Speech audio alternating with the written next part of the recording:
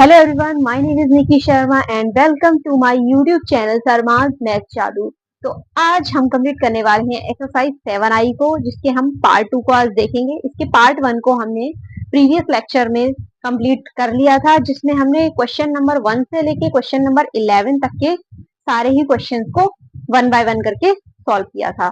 अगर किसी भी स्टूडेंट ने उस लेक्चर को नहीं देखा है तो इस लेक्चर के डिस्क्रिप्शन बॉक्स में उस लेक्चर की लिंक को डाल दिया जाएगा, तो वहां से आप उस लेक्चर को देख सकते हैं। तो चलिए इस लेक्चर को स्टार्ट करते हैं। तो क्वेश्चन नंबर 12 हमें दे रखा है कि सिद्ध कीजिए function r to r f x is equal to 1 होता है यदि x ग्रेटर देन 0, 0 होता है यदि x इक्वल टू 0 और -1 यदि x लेस देन 0। ये सारी एफ एक्स की वैल्यू है और इन कंडीशन में ये वैल्यूज निकलेंगी। तो चलिए इस क्वेश्चन को सॉल्व करते हैं। Solution number 11 12। देखो, हमने लास्ट लेक्चर में एक एकी, आच्छादक, अंतरक्षेपी और भी कई सारे फलन के बारे में उनकी डेफिनेशंस को देखा था। तो वहां से आपको पता होगा कि इनकी डेफिनेशन क्या होती है। अगर किसी ने नहीं देखा है तो लास्ट लेक्चर से उन डेफिनेशंस को एक बार पढ़ सकते हैं। ठीक है, तो हमें इसमें बताना है कि सिद्ध करना है कि प्रदत्त फलन ना तो एक एकी है और ना ही आच्छादक है। तो सबसे पहले हम क्या करेंगे,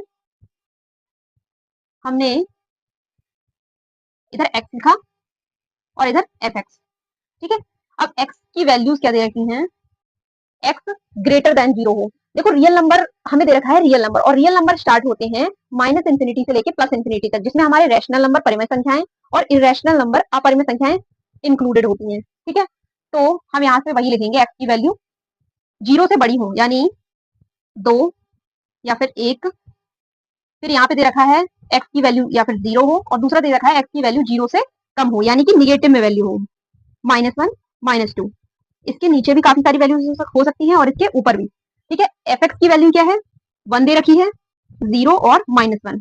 अब दे रखा है कि एक्स की वैल्यू अगर ग्रेटर होती है 0 से, तो उस कंडीशन में एफ एक्स की वैल्यू 1 होगी, यानी हम 2 भी ले सकते हैं और 1 भी।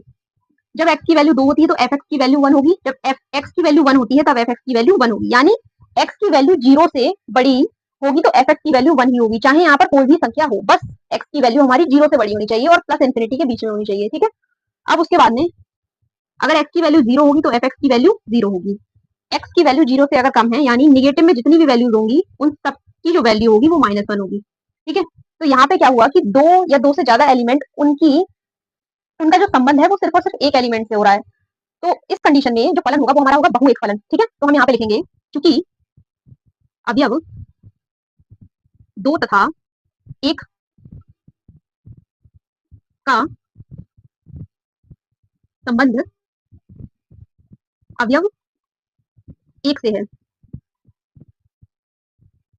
तथा अवयव -2 तथा -1 का भी संबंध अवयव -1 से है, इसलिए फलन एक ऐकी होगा, इसलिए फलन एक ऐकी है। ठीक है, अब हम देखते हैं, सॉरी एक ऐकी नहीं, बहु एक ऐकी होगा, बहु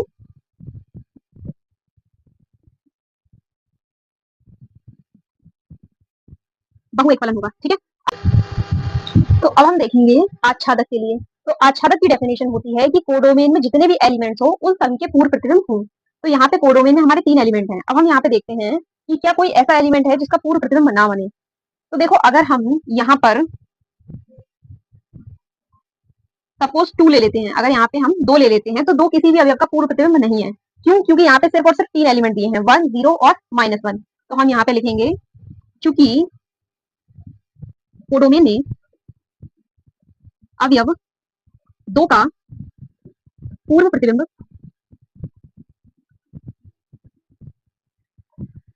नहीं है, इसलिए फलन आच्छादक नहीं है। ठीक है, तो अब हम इन दोनों चीजों को कंबाइन करके लिखेंगे कि अतः फलन ना तो एक ही है ना ही आच्छादक। तो इसी के साथ में ये हमारा क्वेश्चन है कंप्लीट हो जाता है। ठीक है, अब हम देखेंगे क्वेश्चन नंबर 13। इसमें हमें क्या बताना है कि मान लीजिए कि a बराबर 1 2 3, b बराबर 4 5 6 7 तथा f बराबर 1 4 2 5 3 6 a से b तक फलन है, तब सिद्ध कीजिए f एक ही है। ठीक है, तो हमने यहाँ पे ले लिए 1 2 एंड 3 एलिमेंट्स। ठीक है, ये हो गया हमारा ए सेट और यहाँ पे हमने ले लिया एफ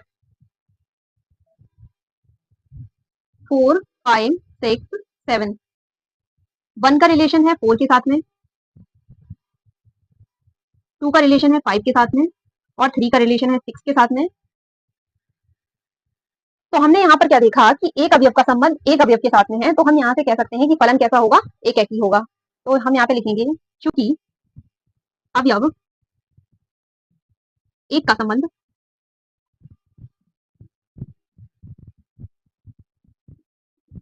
अवयव एक से है,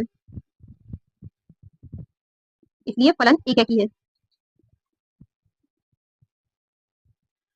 ठीक है, यहाँ पे बी लिख लो, तो ये क्वेश्चन के हिसाब से कंप्लीट हो जाता है। तो क्वेश्चन नंबर 14 को हम सॉल्व करते हैं। क्वेश्चन नंबर 14 में हमें क्या दे रखा है कि यदि r वास्तविक संख्याओं का समुच्चय हो और समुच्चय x बराबर x, जहाँ पर x बिलोंग करता है r से यानी रियल नंबर से, और x नॉट इक्वल टू 0 या x बिलोंग करता है रियल नंबर से, तो सिद्ध कीजिए कि प्रतिचित्रण f जो कि x टू y है, fx बराबर है 1/x से परिभाषित है, एक ही या फिर आच्छादक है। ये हमें बताना है इसमें से, ये हमें सिद्ध करना है कि ये फलन एक ही और आच्छादक है। तो सॉल्यूशन नंबर 14, सबसे पहले हम लेंगे एकाकी के लिए। एकाकी के लिए हमने दो एलिमेंट ले लिए x1 एंड x2 जो कि हमारे बिलोंग करते हैं r से यानी रियल नंबर से, और fx बराबर हमें दे रखा है 1/x, तो fx1 बराबर fx2, 1/x1 बराबर 1/x2, इसकी क्रॉस मल्टीप्लाई हो जाएगी और x1 बराबर x2, तो हम लिखेंगे इसलिए फलन एकाकी है। अब हम देखेंगे आच्छादक के लिए। आच्छादक के लिए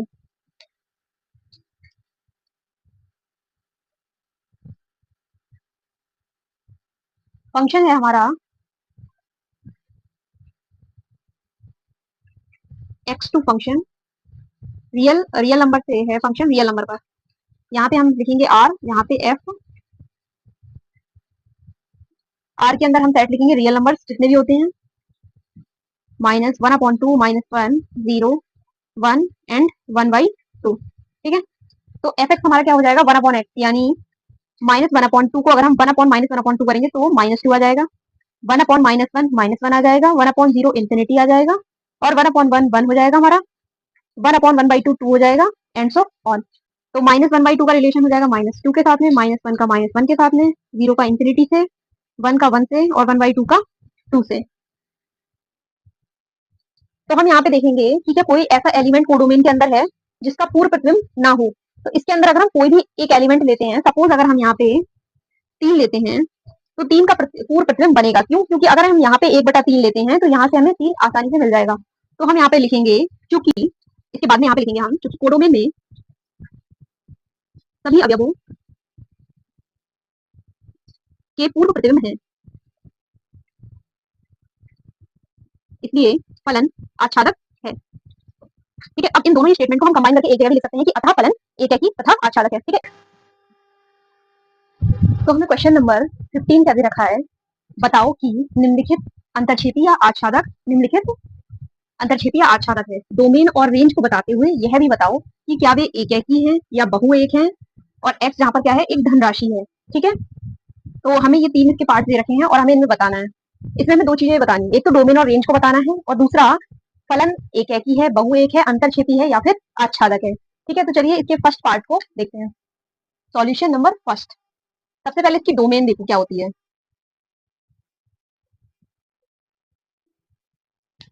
हमें फंक्शन जो दे रखा है वो दे रखा है y is equals to log x, तो डोमेन होगा हमारा धन राशियों का समुच्चय।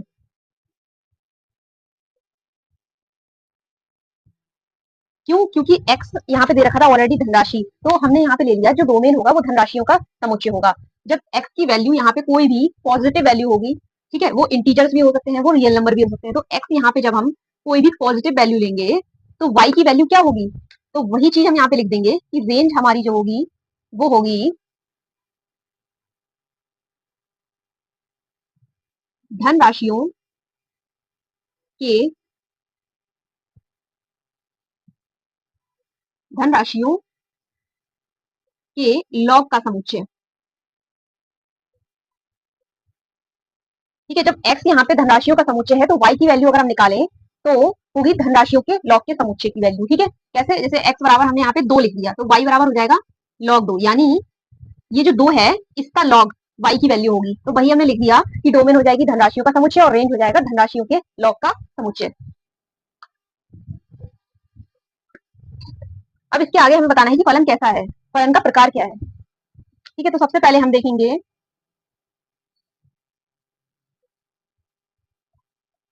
एकाकी के लिए। एकाकी के लिए हमने क्या किया कि x1 और x2 दो वैल्यूज ले ली। ठीक है, बिलोंग्स टू रियल नंबर, यहाँ पे हमने रियल नंबर ले लिया। वो पॉजिटिव इंटीजर्स रियल नंबर भी हो सकते हैं, पॉजिटिव इंटीजर्स भी हो सकते हैं, बस उसमें क्या हो कि धन राशि हो। इंटीजर्स में क्या हो पॉजिटिव हो, रियल नंबर में भी क्या हो पॉजिटिव वैल्यू हो। तो हमने यहाँ पे रियल नंबर सपोज कर लिए, तो क्या होगा log x1 बराबर हो जाएगा, पहले यहाँ पे लिख लो y1 बराबर हो जाएगा y2, जिसकी वैल्यू हो जाएगी log x1 बराबर log x2। ठीक है, तो x1 बराबर हो जाएगा x2, तो हम यहाँ पे लिख देंगे इसलिए फलन एकाकी है। ठीक है, अब हम देखेंगे कि अंतरछेदी है या फिर आच्छादक है, तो हम यहाँ पे लिखेंगे आच्छादक के लिए हमने एक सेट ये ले लिया और एक सेट ये ले लिया। ठीक है, यहाँ पे हमने कोई सी भी पॉजिटिव वैल्यू रखी। सबसे पहले तो यहाँ पे लिख लो x, ठीक है, और यहाँ पे हो जाएगा y। ठीक है, y की वैल्यू x हमने क्या की कोई भी पॉजिटिव वैल्यू ले ली, यानी 1 2 3 4 एंड सो ऑन। तो यहाँ पे वैल्यू क्या मिलेंगी हमें log 4 log 3 log 2 और log 1। ठीक है, तो हम यहाँ पे देखें, सबसे पहले इनकी मैपिंग कर लो। तो यहाँ पे देखो कि क्या कोई भी ऐसी वैल्यू है y की, या फिर हम ये कहें कि क्या कोडोमेन में कोई भी ऐसी वैल्यू है जिसका पूर्ण प्रतिबिंब ना बने। तो यहाँ पे अगर हम कोई भी वैल्यू लेते हैं, जैसे अगर हम यहाँ पे log 6 ले लें तो 6 यहाँ पे ऑलरेडी प्रेजेंट होगा, तो यहाँ पे हम लिखेंगे, यहाँ पे लिखेंगे चूंकि कोडोमेन में सभी अवयवों के पूर्व प्रतिबिंब हैं, पूर्व प्रतिबिंब हैं, इसलिए फलन आच्छादक है। ठीक है, अब दोनों ही स्टेटमेंट को कंबाइन करके एक जगह पे लिख लीजिए। जैसे यहाँ पे मैंने कहा फलन एकाकी है और यहाँ पे पता चला फलन आच्छादक है, दोनों ही स्टेटमेंट को हम साथ में लिख लेंगे। अतः फलन एकाकी तथा आच्छादक है, एकाकी तथा आच्छादक है। तो फर्स्ट पार्ट हमारा जो इसका था हमने सॉल्व कर लिया है। अब हम इसके सेकंड पार्ट को देखते हैं। सेकंड पार्ट में हमें फंक्शन दे रखा है y is equals to root x. ठीक है, तो सबसे पहले हम इसके डोमेन को फाइंड करेंगे। डोमेन क्या हो जाएगा धन राशियों का समुच्चय। देखो डोमेन इन तीनों ही पार्ट्स में से किसी में भी चेंज नहीं होगा। क्यों? क्योंकि x जो है धनराशि है और x सभी में दे रखा है, तो यहाँ पे हम लिखेंगे धनराशियों का समुच्चय डोमेन में। ठीक है, x की वैल्यू, फिर रेंज। रेंज हम देखेंगे कि y की क्या वैल्यू हमें मिल रही है, तो यहाँ पे लिखेंगे धन राशियों का वर्गमूल, धन राशियों के वर्गमूल का समुच्चय क्या हो जाएगा हमारा रेंज। ठीक है, यहाँ पे अगर x कोई धनराशि होगी तो y की वैल्यू हमें उस धनराशि के वर्गमूल रूट यानी उसका समुच्चय। ठीक है, अब हम देखते हैं एकाकी के लिए। एकाकी के लिए, एकाकी के लिए क्या हो जाएगा कि अगर हम x1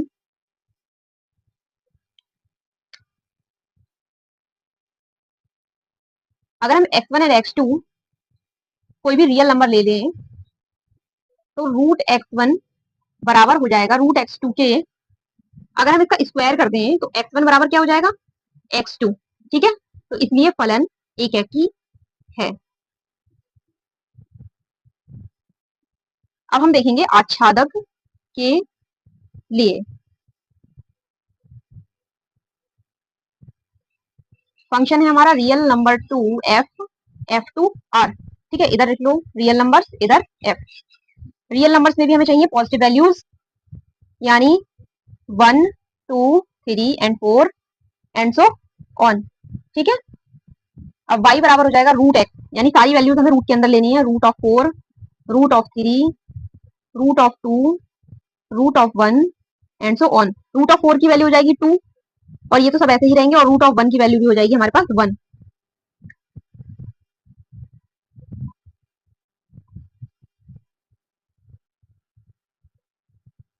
तो हमने यहाँ पे देखा कि कोडोमेन में जितने भी एलिमेंट्स हैं उन सबके पूर्व प्रतिबिंब दिए हुए हैं। ठीक है, यहाँ पे हम कोई भी अगर वैल्यू ले लें जो कि हम रूट के अंदर लें, तो उसके पूर्व प्रतिबिंब इस वाले सेट में जरूर होंगे। तो हम यहाँ पे लिखेंगे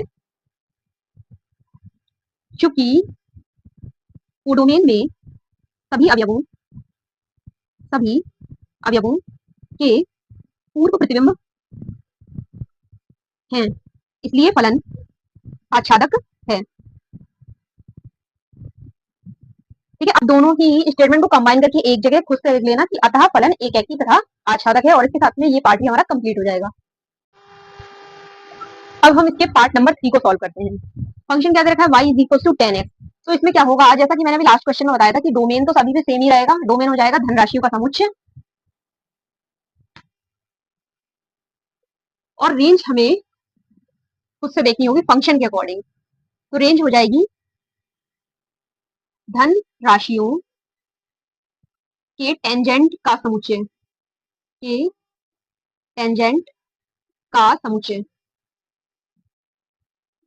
ठीक है, यहाँ पे 10x दे रखा था, तो x की जगह पे अगर हम कोई भी पॉजिटिव वैल्यू ले लें तो y की वैल्यू हमें मिलेगी उस धनराशियों के टेंजेंट, उसका जो हम 10 ले लें तो उस धनराशियों के टेंजेंट का समुच्चय। अब हम देखेंगे एकाकी के लिए, एकाकी के लिए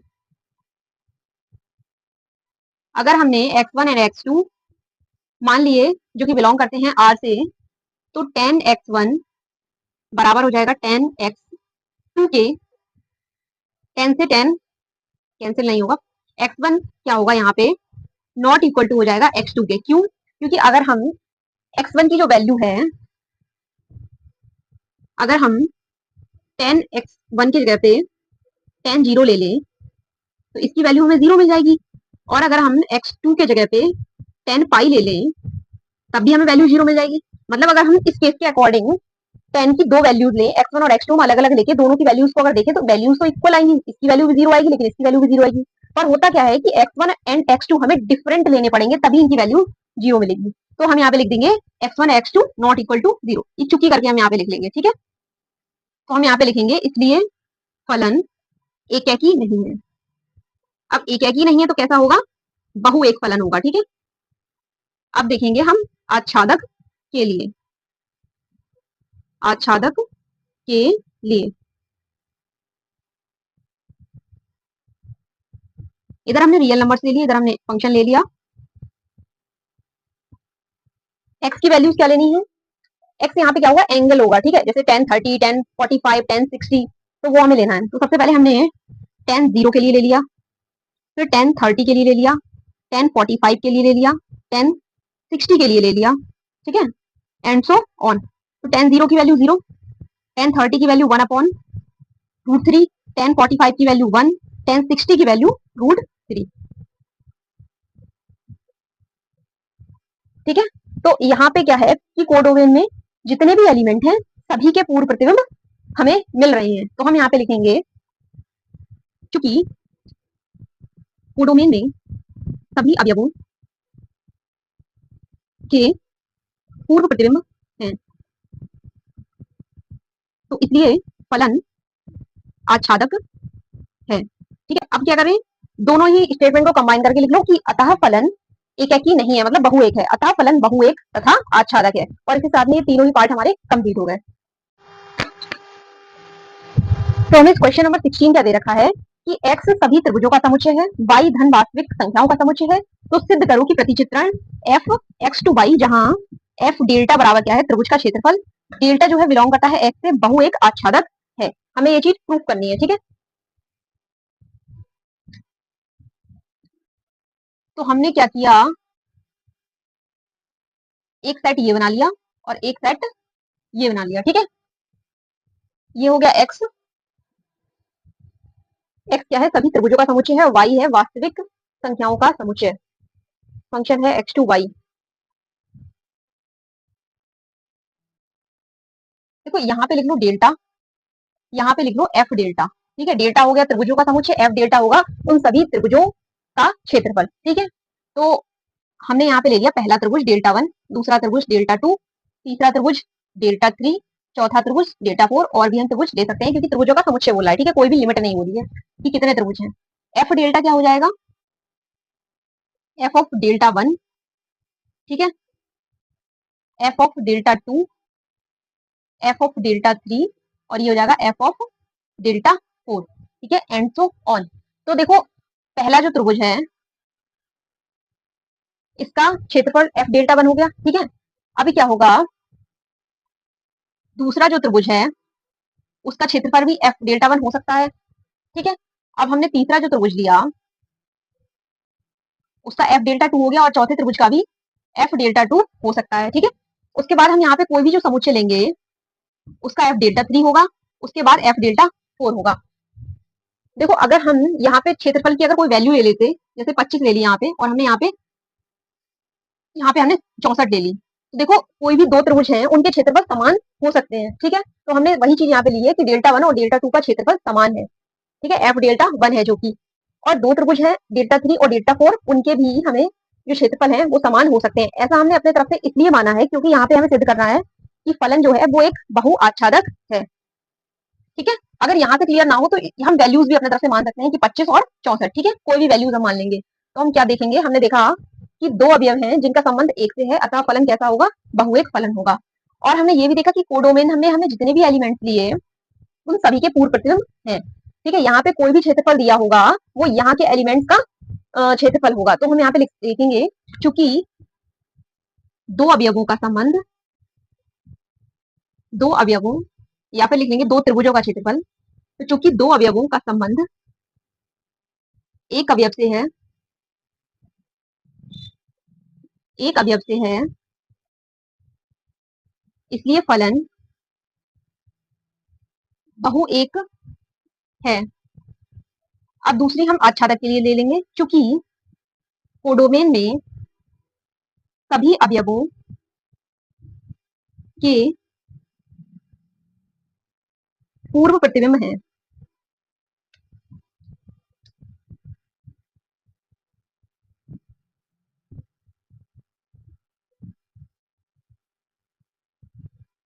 सभी अवयवों के पूर्व प्रतिबिंब हैं, इसलिए फलन आच्छादक है। अब दोनों स्टेटमेंट को साथ में लिख लो कि अतः फलन बहुएक आच्छादक है, और यही हमें प्रूफ करना था। ठीक है, तो इसी के साथ में ये क्वेश्चन भी हमारा क्या हो गया, कंप्लीट हो गया।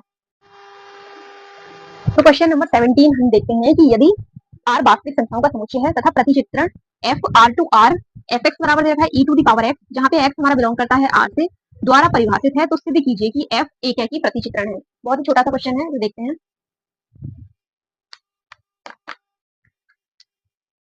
सॉल्यूशन नंबर 17, एक है कि के लिए, तो माना x1 और x2 हमारे जो हैं बिलोंग करते हैं आर से, तो ई टू दी पावर x1 जो होगा, या फिर यहाँ पे ऐसे लिख लो कि f ऑफ x1 बराबर हो जाएगा f ऑफ x2 के, तो e to the power x1 जो हो जाएगा बराबर होगा e to the power x2 के।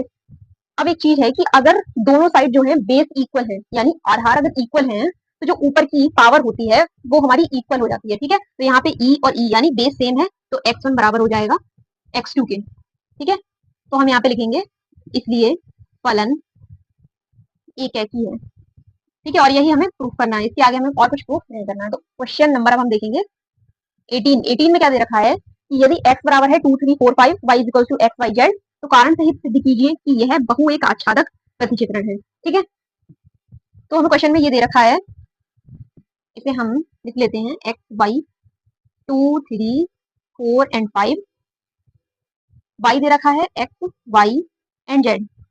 ठीक है, 2 का रिलेशन एक्स से है, 3 का रिलेशन वाई से है, और 4 का रिलेशन भी वाई से है, 5 का रिलेशन जेड से है। तो हमें यहाँ पे दो चीजें समझ में आ रही हैं कि दो अवयवों का संबंध किससे है, एक अवयव से है। इसका मतलब क्या होगा, फलन होगा बहु एक। ठीक है, आगे हमें क्या चीज दिखी कि कोडोमेन में हमारे तीन एलिमेंट है एक्स वाई और जेड, और सभी के पूर्व प्रतिबिंब हमें यहाँ पे दे रखे हैं। तो हम क्या लिखेंगे कि चूंकि, इसके बाद यहाँ पे लिख ले रहे हैं, चूंकि 3 तथा 4 का संबंध y से है, इसलिए फलन बहुएक है। ठीक है, और क्या लिखेंगे हम कि चूंकि कोडोमेन में सभी अवयवों के पूर्व प्रतिबिंब हैं, सभी अवयवों के पूर्व प्रतिबिंब हैं, इसलिए फलन आच्छादक है।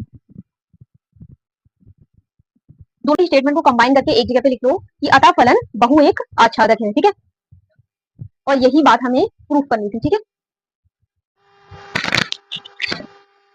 तो क्वेश्चन नंबर 19 क्या दे रखा है, मान लीजिए कि ए तथा बी दो समुच्चय हैं, सिद्ध कीजिए एफ ए क्रॉस बी से है बी क्रॉस ए पर इस प्रकार है कि एफ ए कॉमा बी बराबर बी कॉमा ए एक एकैकी आच्छादक फलन है। सॉल्यूशन नंबर 19 एकैकी के लिए,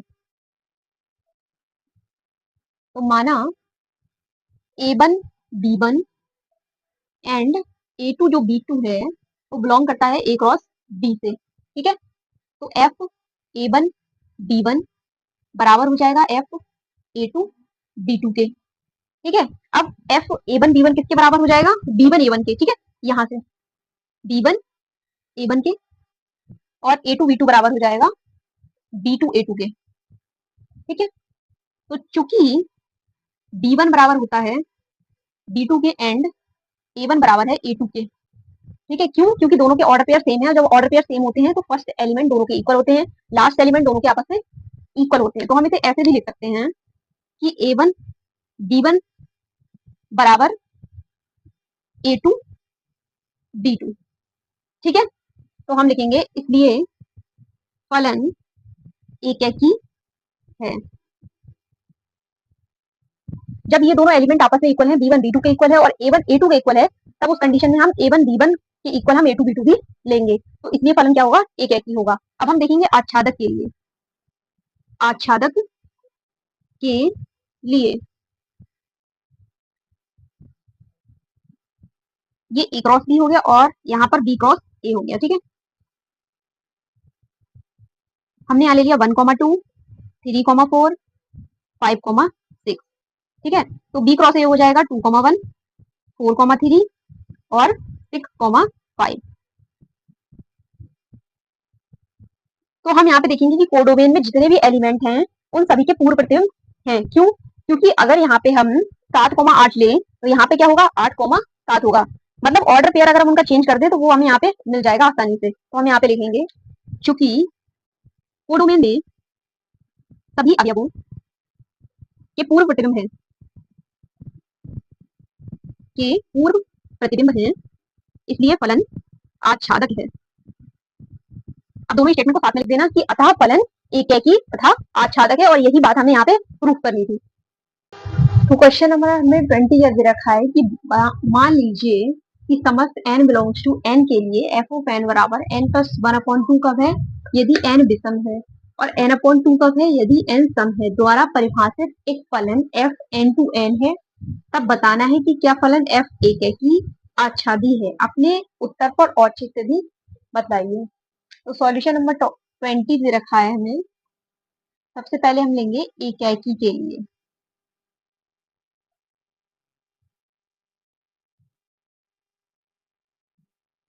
एक सेट हम यहाँ पे बना लेंगे और एक सेट यहाँ पे। ठीक है, n टू f और f टू n। n मतलब नेचुरल नंबर 1 2 3 एंड 4। ठीक है, तो जब n विषम संख्या है तब हमें क्या है, f ऑफ n की वैल्यू n प्लस 1/2 है, यानी 1 प्लस 1/2 यानी 2/2 1। ठीक है, और दो क्या है, सम संख्या। सम संख्या के लिए है n/2 यानी 2/2 1, यानी 1 का रिलेशन भी 1 के साथ में है और 2 का रिलेशन भी 1 के साथ में है।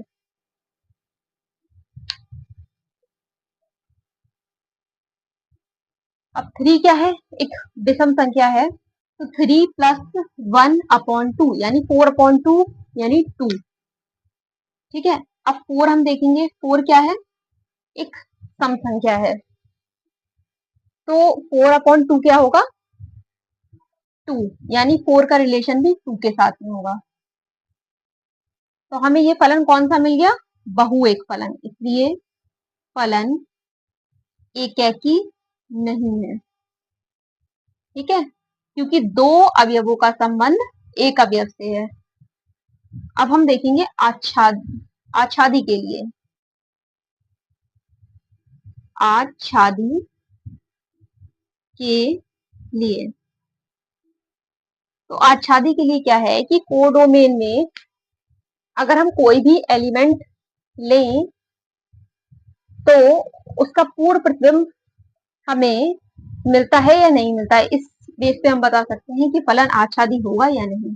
तो कोडोमेन में जितने भी एलिमेंट्स होंगे उन सभी के पूर्ण प्रतिबिंब हमें मिलेंगे। ठीक है, जैसे अगर हमने यहाँ पे हमने ले लिया 3 ले लिया सपोज, तो 3 कब मिलेगा हमें? तो अगर हम n+1/2 लगाएं, यानी 5 + 1/2, तो 6/2, यानी हमें 3 आसानी से मिल जाएगा। तो इसी तरह से हम कोई भी वैल्यू हम यहाँ पे लें तो उसका पूर्ण प्रतिबिंब हमें मिल जाएगा। तो हम यहाँ पे लिखेंगे चूंकि कोडोमेन में सभी अवयवों के पूर्ण प्रतिबिंब हैं, के पूर्व प्रतिबिंब हैं,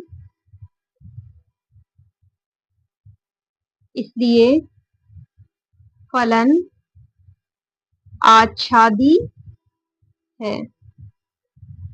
ठीक है, दोनों ही स्टेटमेंट को एक जगह पे लिख लो कि अतः फलन एकैकी नहीं है तथा आच्छादक है, या फिर अतः फलन बहुएक तथा आच्छादक है। ठीक है, ये रफली वर्क है, इसको इरेज कर दो। ठीक है, अब हम देखेंगे क्वेश्चन नंबर 21। मान लीजिए a बराबर r-3, b बराबर r-1 और fx बराबर दे रखा है x-2/x-3। तो फंक्शन है a to b है, बताना है क्या f एकैकी तथा आच्छादक है। अपने उत्तर पर औचित्य से भी बताना है। देखो यहाँ पे r-3 का मतलब है कि जो a की वैल्यू होगी वो सारे रियल नंबर्स होगी, लेकिन 3 उसमें इंक्लूड नहीं होगा। 3 को छोड़ के सभी रियल नंबर होंगे a में। और यहाँ पर क्या होगा, यहाँ पे 1 दे रखा है, यानी 1 को छोड़ के सारे रियल नंबर b की वैल्यू होंगे। ठीक है, तो सॉल्यूशन नंबर 21 एकैकी के लिए हमने क्या किया, x1 एंड x2 दो एलिमेंट ले लिए। ठीक है, जो कि हमारे बिलोंग करते हैं R से। तो f ऑफ x1 हमारा हो जाएगा f ऑफ x2 के इक्वल। x1 की वैल्यू है x1 - 2/x1 - 3 और x2 - 2/x2 - 3, दोनों की क्रॉस मल्टीप्लाई कर दो। x1 x2 - 2x2 3x1 - 6 बराबर x1 x2 - 2x1 - 3x2 plus 6। ठीक है, यहाँ पे भी प्लस 6। अब x1 और x2 से x1 x2 कट गया। ठीक है, 6 से 6 कट गया। अब -2x2 - 3x1 बराबर मिला -2x1 - 3x2। x1 एक साइड ले लो, -3x1 प्लस 2x1, x2 एक तरफ ले लो, -3x2, इधर जाके ये प्लस हो गया। ठीक है, तो -3x1 में से प्लस 2x1 घटाएंगे तो माइनस का x1 आ गया। -3x2 में से प्लस का 2x2 जाएगा तो -x2, माइनस से माइनस कैंसिल हो गया, तो x1 बराबर x2, इसलिए फलन एकैकी है। ठीक है, अब हम देखेंगे आच्छादी के लिए। ठीक है, आच्छादक के लिए, आच्छादक के लिए हम सारे रियल नंबर्स लेंगे a में, लेकिन हम क्या करेंगे, 3 को छोड़ेंगे। ठीक है, r-3 से दे रखा है, तो 1 2 और 4 ले लो। ठीक है, b में हमें क्या करना है, 1 को छोड़ के सभी लेने हैं, 1 को छोड़ के सभी लेने हैं, लेकिन फंक्शन भी देखेंगे हम, उससे हमें क्या क्या वैल्यू मिलेगी। अगर हम 1 लेते हैं तो 1 - 2/1 - 3, यानी -1/-2। ठीक है, तो 1/2 हम ले सकते हैं। अगर हम 2 लेते हैं तो 2 - 1/, सॉरी 2 माइनस 2 और 2 माइनस 3 यानी 0, तो 0 भी ले सकते हैं। अगर हम 4 लेते हैं 4 माइनस 2 अपॉन 4 माइनस 3 तो 2 अपॉन 1 आता है, यानी हम 2 भी ले सकते हैं। ठीक है, तो हमें बी में ऐसी 1 मिला ही नहीं, तो हम ये सारे एलिमेंट को इसमें लेंगे। ठीक है,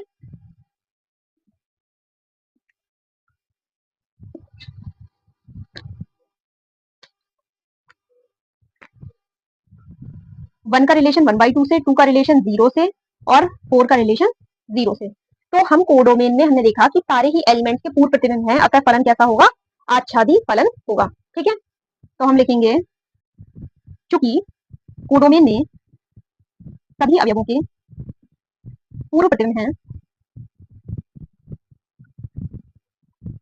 अतः फलन आच्छादक है। ठीक है, दोनों ही स्टेटमेंट को साथ में लिख देना, अतः फलन एकाकी तथा आच्छादक है।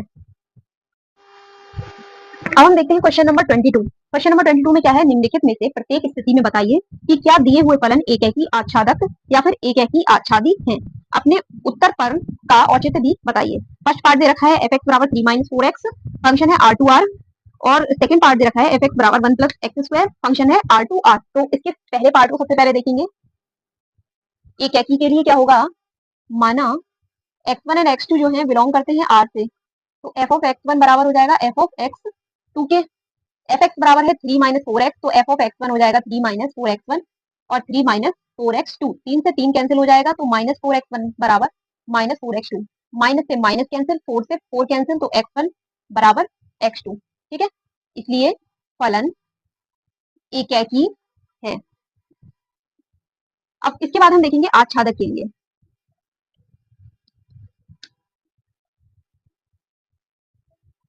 आच्छादक के लिए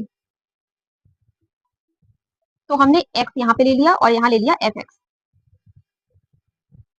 एक्स की वैल्यू लेनी है हमें रियल नंबर, तो 0 माइनस 1 एंड माइनस 2, 1 एंड 2। इसके ऊपर भी कोई वैल्यू हो सकती है और इसके नीचे भी कोई वैल्यू हो सकती है।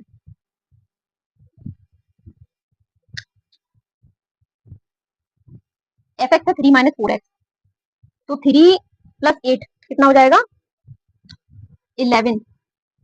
ठीक है, अब 3 प्लस 4 7, 3 माइनस 0 हो जाएगा 3, 3 माइनस 4 माइनस 1 और 2, 3 माइनस 8, 3 माइनस 8 हो जाएगा माइनस का 5। ठीक है, इसका रिलेशन इससे है, इसका रिलेशन इससे है, इसका इससे है, इसका इससे है और इसका इससे है। ठीक है, तो हम यहाँ पे देखते हैं कि कोडोमेन में सभी एलिमेंट्स ऐसे हैं जिनके पूर्व प्रतिबिंब दे रखे हैं। ठीक है, चूंकि कोडोमेन में सभी अवयवों के पूर्व प्रतिबिंब हैं, इसलिए फलन आच्छादक है। ठीक है, अब दोनों ही स्टेटमेंट को एक जगह लिख लेना कि इसलिए फलन एकाकी तथा आच्छादक है। ठीक है, अब इसके हम नेक्स्ट पार्ट को देखेंगे।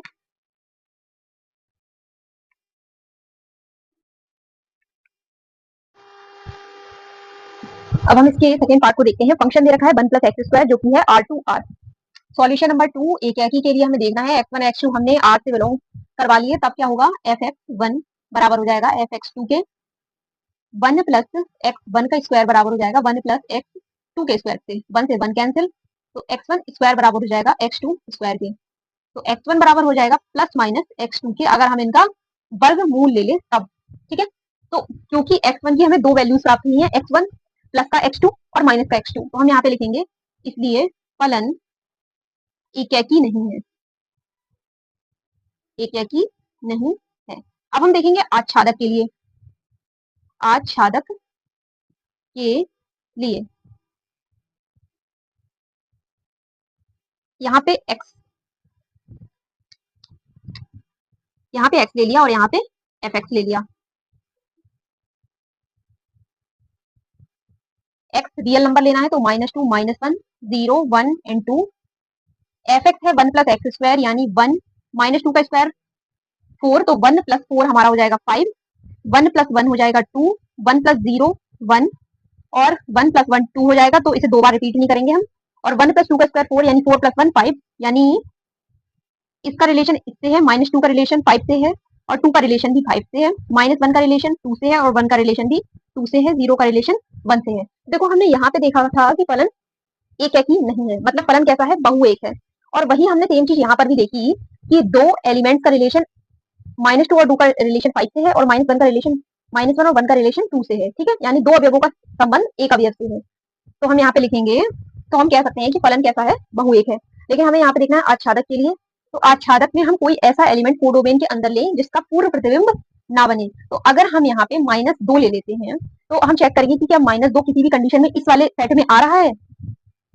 तो देखो हम यहाँ पे कोई भी वैल्यू ले लें, माइनस की लें या प्लस की लें, अगर उसका स्क्वायर करेंगे तो हमें वैल्यू प्लस की ही मिलेगी, और 1 तो हमें ऑलरेडी प्लस का दे रखा है, तो यानी ऐसी कोई भी कंडीशन नहीं बनेगी जिसमें हमें माइनस की वैल्यू मिल जाए, ठीक है, माइनस का 2 ही नहीं, माइनस की कोई भी वैल्यू हमें इस वाले फंक्शन से नहीं मिलेगी। तो हम यहाँ पे लिखेंगे, चूंकि कोडोमेन में अवयव -2 का पूर्व प्रतिबिंब नहीं है, अतः फलन आच्छादक नहीं है। अब फलन अगर आच्छादक नहीं है तब क्या होगा, तब फलन क्या होगा, अंतरछेदी फलन होगा, ठीक है। तो हम यहाँ से दो चीजों को लिख सकते हैं कि अतः फलन एक है कि तथा आच्छादक नहीं है, ठीक है। और इसी के साथ में हमने एक्सरसाइज 1i को पूरी तरह से कंप्लीट कर लिया है, और हमने इसमें पार्ट 2 को देखा था जिसमें हमने क्वेश्चन नंबर 12 से लेके क्वेश्चन नंबर 22 तक के सारे ही क्वेश्चंस को कवर कर लिया। तो अगर इस लेक्चर में कोई डाउट रहा हो, किसी भी तरीके की क्वेरी रही हो, छोटी से छोटी या फिर बड़ी से बड़ी, देखो बड़ी से बड़ी है तो इस लेक्चर को दोबारा देखना, और छोटी से छोटी है तो इस लेक्चर के कमेंट बॉक्स में जरूर से टाइप करना, ठीक है। वीडियो अगर अच्छी लगी हो तो चैनल को सब्सक्राइब कर लेना और वीडियो को लाइक कर देना, और अपने फ्रेंड्स को, अपने क्लासमेट्स को इस वीडियो को शेयर करना। Thanks for watching.